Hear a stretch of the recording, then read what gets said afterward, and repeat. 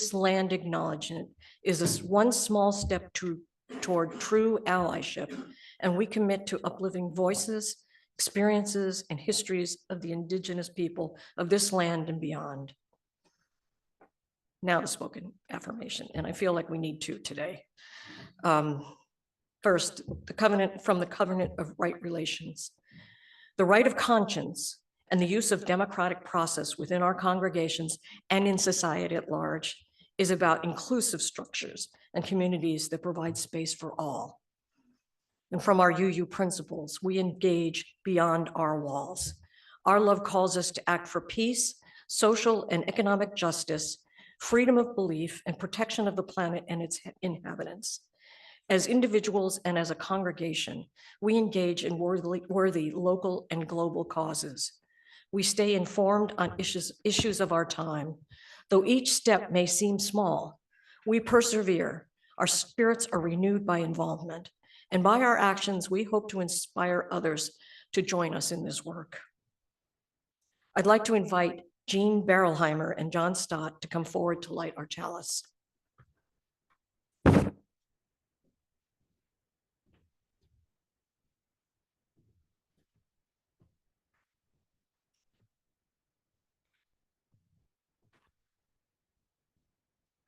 Good morning. Let us light our chalices together in person and online with these words: Belonging by Chad Snyder. To belong is to be longing for a space to be held and that will hold friend, stranger, neighbor, other. For silences broken by songs of the silenced, for time that does not stretch but encircles. To belong is to be longing for wholeness of the beloved, of all who belong and are longing.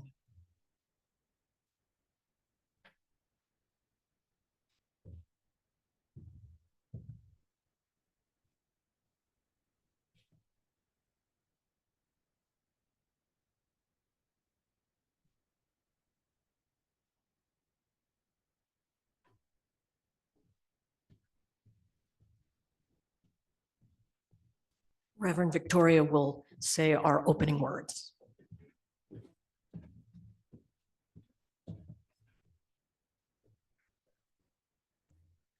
I'm Reverend Victoria Poling. It's so good to be back with you after my break in January. For those of you visiting, I use she, her pronouns.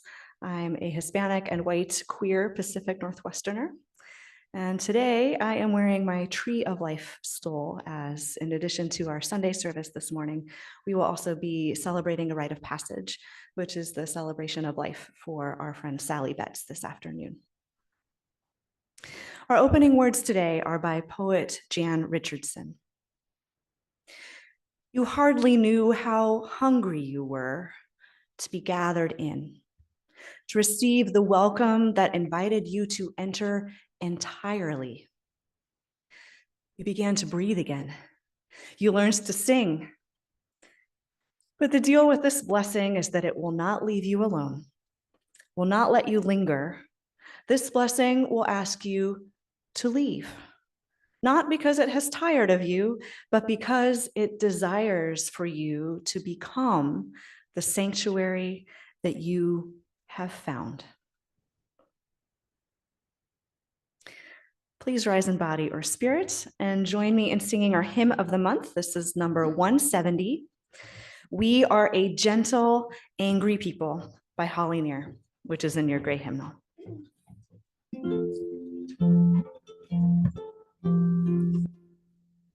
And anyone who would like to join me in leading this song, please come forward.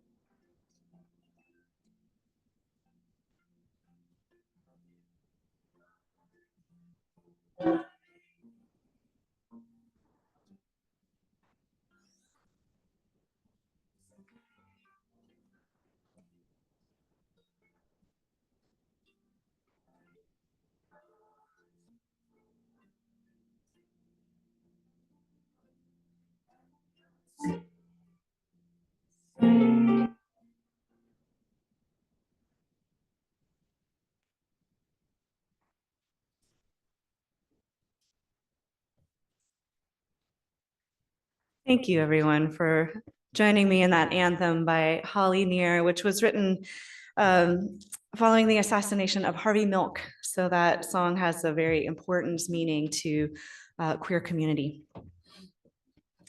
Our spiritual theme this month in February is inclusion. I'd like to share a story today about someone who found herself being radically included in a community. The story is called Not Stuck for Long. And it's the story of a friend and colleague of mine, Sonia Davis, who is an ordained United Methodist deacon and hospice chaplain. And she gave me permission to tell it. As an almost adult, Sonia lived in the Methow Valley, where she used her new driver's license to drive over the mountains, through the woods, into town to get to class at the community college. After a long day of learning, she would get back in her car and drive out of town, through the woods, and over the mountains to get home to her family. Well, one night it had been snowing, just like it has been this last week, and the road was slippery, and her car skidded, spinning her all the way around until she got stuck in a ditch facing the opposite direction. I hope this doesn't happen to very many of you. But there she was at the side of the rural highway in the dark with no houses around. Unhurt but rattled, she got out of the car to take a look. There was no getting out of this ditch. She was really stuck. What to do? She looked around. She looked up the road and down the road, but there were no headlights to be seen. She felt a little worried, but fortunately, this was in the early days of mobile phones, and she had this magic device in her car called a bag phone. Anybody remember those? Comes a little zipper bag, you have it in your phone. So this was late at night. She nervously called her dad, knowing she'd be waking him up, and he had an early shift the next morning. Dad, I'm stuck. I need a tow. Can you come get me? Sure, honey. I'll come get you. Reassured, she got back in the driver's seat, turned on the music and some heat, and she no longer worried. Though he was nearly an hour away, her dad would come and he would help. Soon some headlights appeared on the horizon, and they approached and slowed down.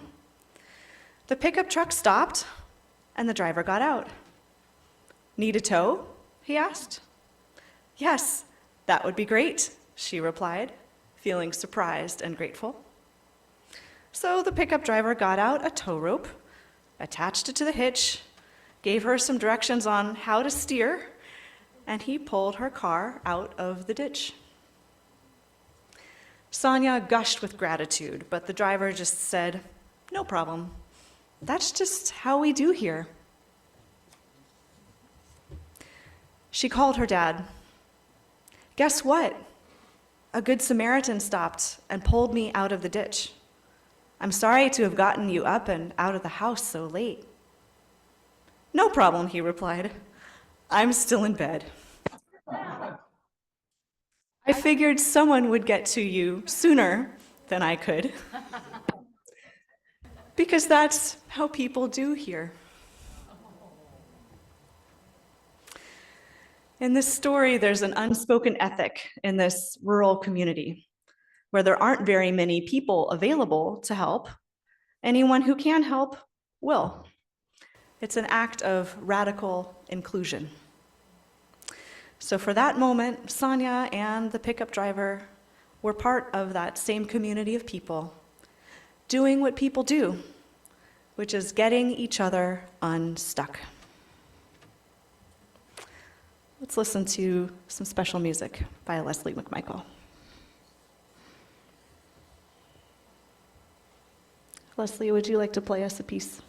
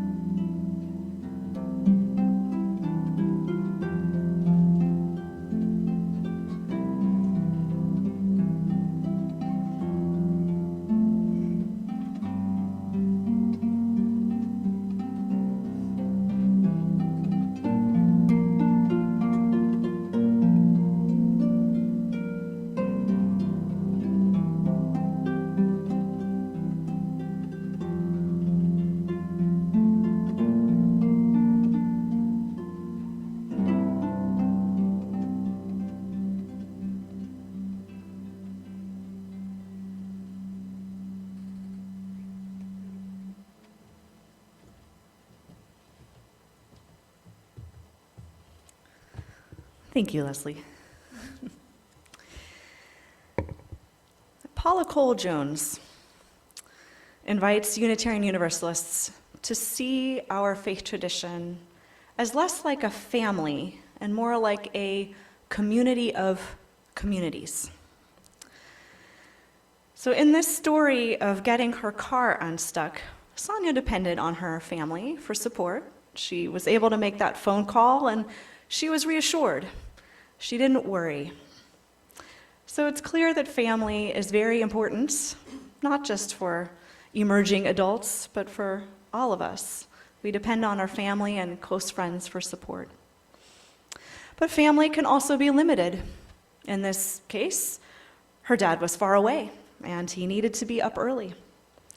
So she was able to depend on someone in her wider circle, a stranger who she'd never met, to offer unexpected support, to get unstuck. Well, here in the United States, there's been a snowstorm, literally and figuratively, in the last couple of weeks. I'm referring, of course, to the executive orders and changes in U.S. policies that eliminate diversity, equity, and inclusion initiatives and jobs, that define gender, that stop aid to those in need.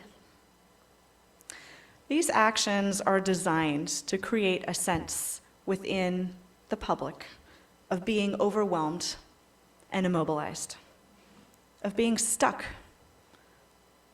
Anyone here feel like you've been spun around and you're stuck in the ditch? Yep. Well, the work of inclusion didn't start a couple of weeks ago, and it won't end in 4 years. And while what's happening right now feels scary, we have something really important, and that's each other. So why not face the fear and the overwhelm and the stuckness together and work towards justice and equity, inclusion anyway? Because what the world needs right now, in this moment, is for people to refuse the overwhelm, to refuse to be immobilized. But to do that, we need each other to get unstuck. Like getting towed out of the ditch, we have that ability to help one another out. When someone we see is stuck, we can come alongside them and include a wider circle of community right here where we are. And we can also include ourselves in a community of communities, because sometimes entire communities can get stuck. Because that's just what we do. To look beyond our community to the needs of our country. Because that is just what we do. If there's one thing I know as a Unitarian Universalist, it's that we need each other to not stay stuck for long and to keep moving forward. So it's helped me keep moving over the last couple of weeks. I almost said months. It's felt like that, right? Besides friends and family and listening to a lot of music, is a commitment to small, brave acts. Acts of kindness, acts of reaching out for support, acts of bravely holding some boundaries, acts of speaking up, and acts of listening to learn from other people and perspectives, to learn from our commonalities and our differences. And I am hearing UUs who are asking, how do we respond to the actions of this presidential administration? How can we be powerful? How can we get organized to put our values into action over these next 4 years? I think these times are calling us to look beyond our congregational family. As UUs, most of you here are closest to this congregation, Vashon Island UU, and sometimes you hear about other congregations and what's happening in our wider movement, maybe from me or from some of our other lay leaders. Maybe you're on some email lists. So I've been asked to share today by some of our lay leaders about UU organizations and institutional resources that are available to us as a whole community. Communities of UUs who are organizing around democracy, around climate, around immigration, around bodily autonomy, and more. So what would it feel like to be included as a VIUU community with the other communities in Unitarian Universalism? Communities that we could participate with to be effective and amplify our values as we put them into action. Well, inclusion is not just for our social justice team here. This is for anyone who would like to get involved and become included, with thousands of people who are speaking up and affirming that our UU values call us to love and not to hate. That our values call us to include one another as well as to liberate one another. So where shall we start? How do we become co-liberators of one another? This may feel like a rose-colored glasses question this morning, but I am wearing rose gold-colored glasses, so here you are.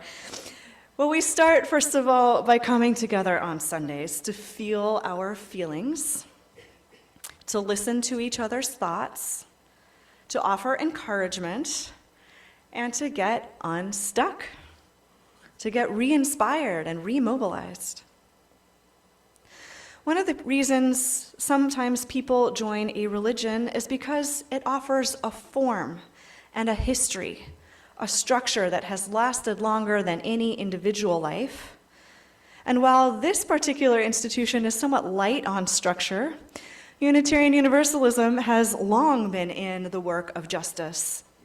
We here today are resting on the shoulders of abolitionists, of suffragettes, of civil rights workers, those who have showed up for indigenous rights and for queer and trans liberation. Our religious ancestors have showed up for inclusion and diversity and equity, and we can do this too. So look around you here for a moment. And if you're online, just imagine there's about 35 people in the room. People here could be your long-term friends in solidarity. Some of you have already been friends for decades. There are about 55 of us VIUers, and can you imagine having 55 long-term friends? It's beautiful, right? And of course, to be honest, it can be hard work too to maintain those relationships. But it's worth it. Reverend Rosemary Bray McNatt reflects, "What I know about being inclusive, crossing from culture to culture, learning the language of diversity, is that it is the work of a lifetime." So how would it feel to be centered in a community like this, surrounded by other communities, doing the work of inclusion for a lifetime? I think it would feel very supported it wouldn't be so scary anymore. It'd be like knowing there's a pickup truck coming at some point down the road and they have a tow rope. Whether you feel that you belong, or whether you experience being on the margins, or at sometimes both, this work of inclusion is for our own survival together. Because the hunger to be included is a real hunger and a real need. People in isolation suffer greatly compared to those who have somewhere to go that is not home or work. We learned that during the pandemic, remember? People who have someone who recognizes them and know their name, who notice if they've been gone for a while, these are people who are happier and healthier. So when you include yourself and what makes you, you, pun intended, you are better able to include other people. This work is for our own liberations. I know, this is a serious topic. It helps to laugh, right? Just a little bit. So our task here is to keep on thinking ahead, to include one another, and keep removing barriers towards one another's liberation. So how do we do that? And this is where I'd like to introduce you to 4 UU organizations that are doing great work that we collectively could participate in as a community of communities. And Catherine has helped me make some little posters. They're on the wall over here. So you don't have to remember the details of what I'm about to tell you. You can go look over here on the wall. First is a group called Side with Love. This is our public advocacy campaign that seeks to harness love's power to stop oppression. It's sponsored by our Unitarian Universalist Association. And Side with Love is a great place to start with social justice and organizing work. There are skill-up trainings. There are offerings for deepening your personal spiritual practice so that you can be more grounded in justice work. You may have heard of Side with Love's democracy work called UU the Vote. Many of you here have signed postcards for getting out the vote last year. For those here interested in climate, there is the Create Climate Justice campaign. To address issues of bodily autonomy, which include reproductive rights and gender-affirming care, there is Uplift Action.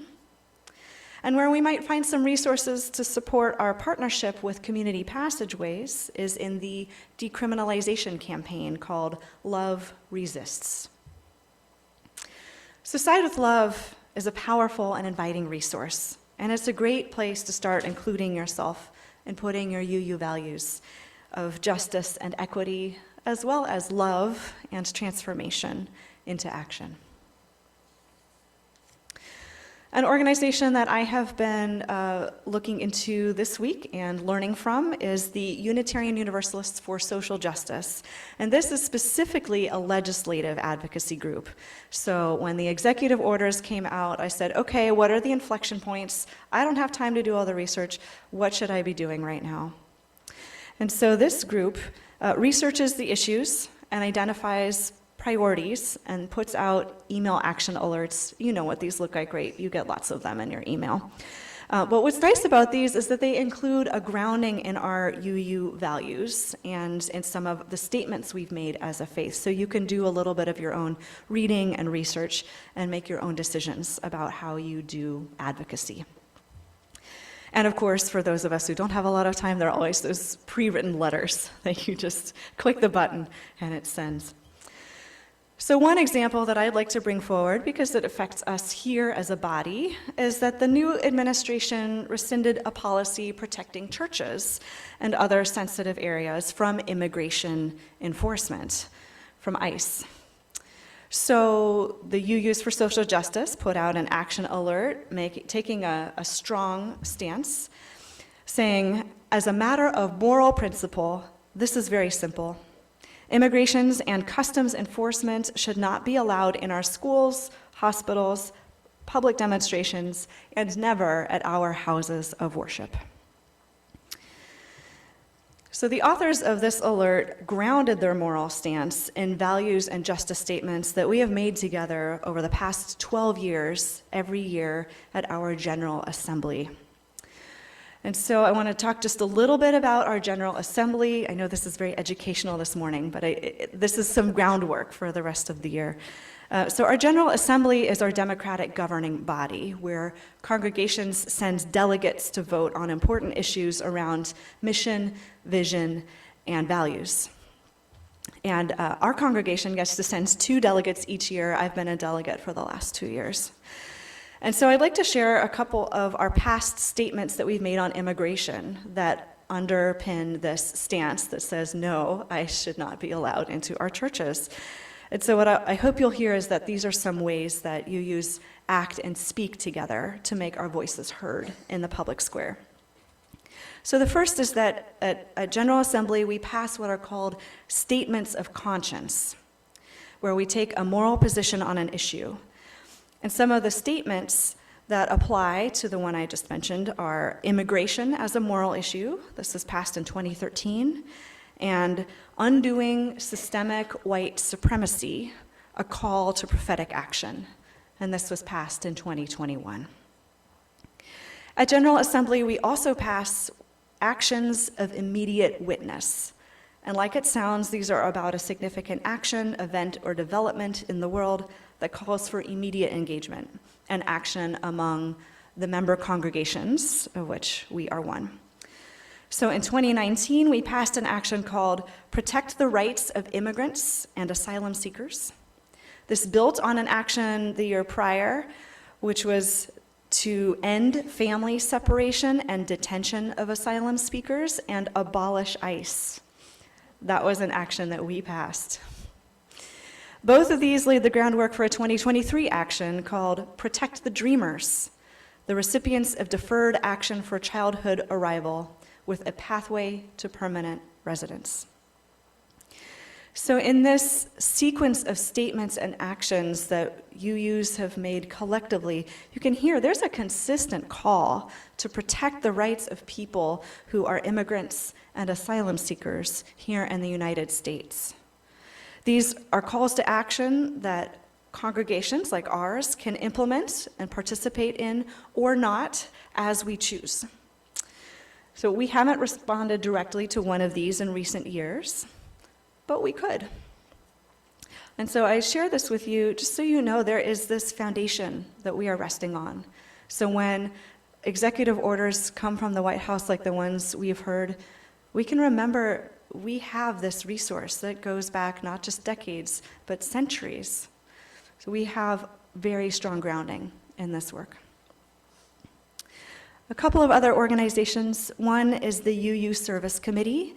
You may be most familiar with them because of our symbol of the flaming chalice.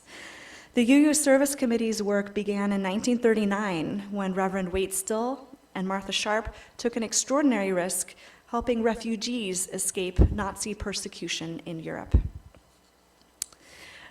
The flaming chalice was the logo adopted by the Service Committee in order to create official papers for people immigrating to the US. And so we now light this flaming symbol of hope every Sunday. And today, the UU Service Committee continues to provide on-the-ground, practical, direct support and solidarity with communities in need, mainly through partnerships and grassroots collaborations. For example, one partner is Tocan Sueños y Realidades, which has worked on behalf of migrating people in Mexico City. They provide clothing and food, hygiene items, legal assistance, healthcare, human rights workshops, and job training. So those are some of the collaborations that we could participate in through the Service Committee. And finally, I'll mention UU Ministry for Earth, which is a seedbed for spiritual grounding and education that inspires deep practices of earth care for the justice and flourishing for all. And this one is founded on our principle of respect for the interdependent web of which we are a part. And many UU congregations have gone through what's called their Green Sanctuary program, certifying and greening their buildings and learning green practices.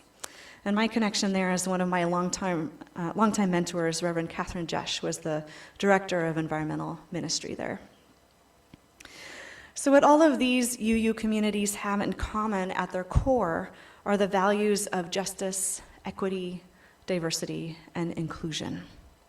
There are many more organizations, identity-based organizations like Black Lives of UU, and diverse revolutionary UU multicultural ministries, and groups like Uplift for queer and trans UUs to come together around our country and meet in identity groups when folks often find themselves being the only or one of few people in a congregation who share an identity.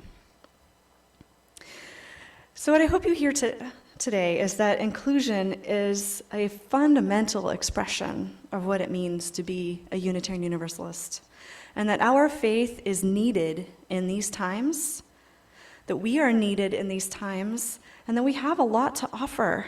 So let's keep on imagining this beautiful future of being included entirely. Let's keep on removing barriers together so that we can be the sanctuary for other people that we have found here. I know that we can do this. We can get unstuck. We can go on. So for this week, because it helps to take it 1 week at a time, I offer you this blessing. May you have courage. May you feel your feelings. When it gets heavy and you get stuck, don't stay stuck. You wouldn't leave your car in the ditch in the snow, would you, after the snow melts? Call a friend. Tell them how you really are. Let them tell you that you are loved and worthy. May you commit to taking one more step this week towards putting your values into action. May you answer the call of love in your own heart so that the center no longer needs to be held by the margins. Because when each of us is centered in love, each one of us becomes a center. May you become the sanctuary for others that you have found. Blessed be. May it be so. Let's hold a moment of silence and of contemplation.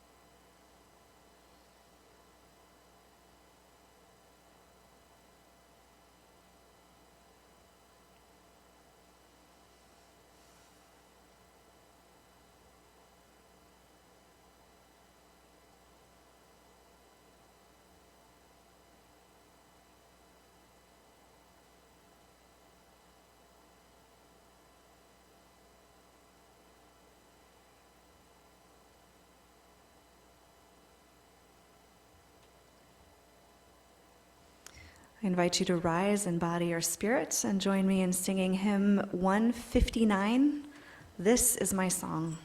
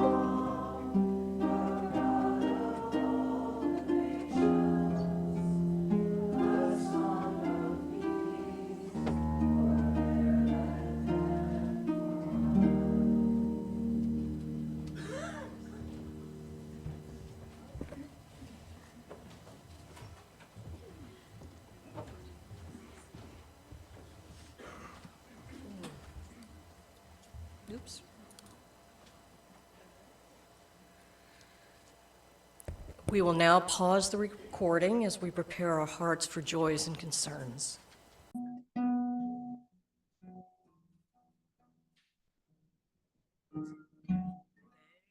There's a love holding us. There is a love holding all that I love. There is a love I rest in this love. There is a love holding us. There is a love holding all that we love. There is a love in this love. We will now resume recording as we finish the service. As members and friends of the Vashon Island Unitarian Universalists, we commit to supporting our congregation. Financial resources help us pay speakers and staff, support our social justice programs, and maintain our building. Please support VIUU with your pledges and offerings so that we can continue to be a vital community. Our congregation engages beyond our walls for peace, social, and economic justice, freedom of belief, and protection of our planet and its inhabitants. Once a month, we contribute the financial offering to a regional, national, or international organization that aligns with our values. This week's offering supports our beloved community, VIUU community. Our greeters will now pass around the offering baskets, and as we receive our offering, please join in singing "We Give Thanks."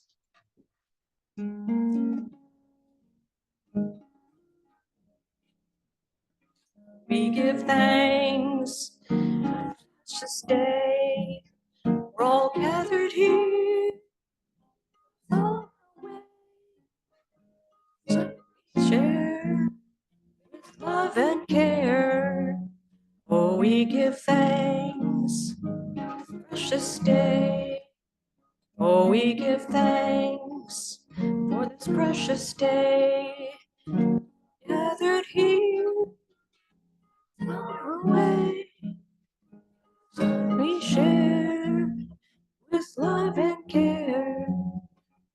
We give thanks for such a day.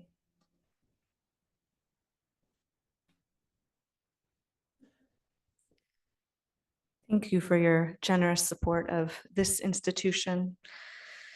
As Timothy Snyder notes, one of the ways to counter tyranny is to support institutions. And as some of the ones we know and have supported are struggling, this is one that we can lift up. Our closing words are by Reverend William F. Schultz, who is a past UUA president and who was a witness to folks who have been tortured by oppressive regimes. And I think I'll be referencing him next month. He has a very powerful sermon called "On What Tortures Taught Me," in which he grapples with evil, which is something that we don't often do in UU. We focus on the love and the good. So I think I'm going to go there, just prepping you for next month. Reverend William Schultz says, "This is the mission of our faith, to teach the fragile art of hospitality, to revere both the critical mind and the generous heart, to prove that diversity need not mean divisiveness, and to witness that all that we must hold, to witness to all that we must hold the whole world in our hands." Jean and John, would you please come forward to extinguish our chalice?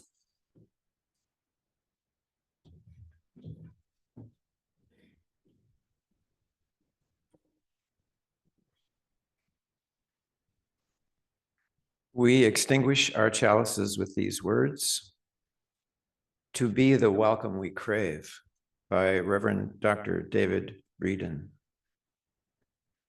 Let's be the welcome we crave.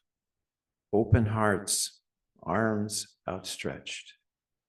Let's embody radical welcome, unquestioning love. Let's be the welcome we crave, deeply hearing voices and hearts.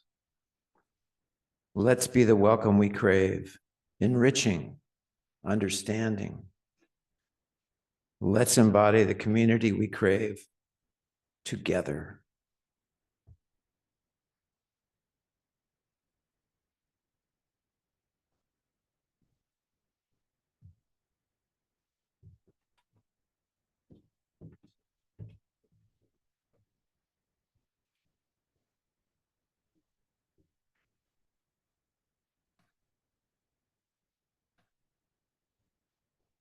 I think when I hit this chime, it's like all the tension in my body, I take out on the chime. And I apologize to you, chime.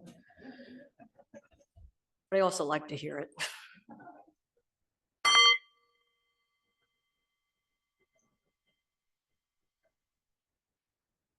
think I broke it because it doesn't sound actually in tune anymore.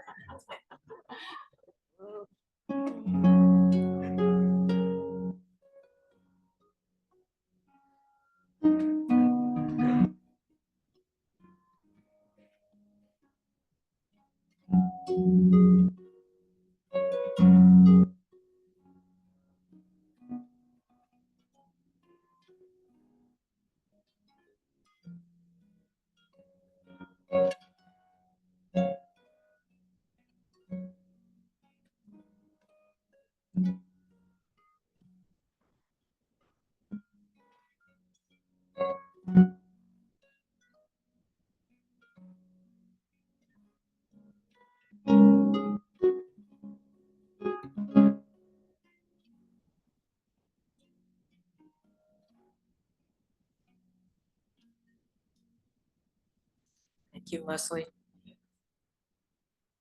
So I'd like to thank Dennis Lambert for being our tech guru, Leslie McMichael for her fabulous music, Reverend Victoria for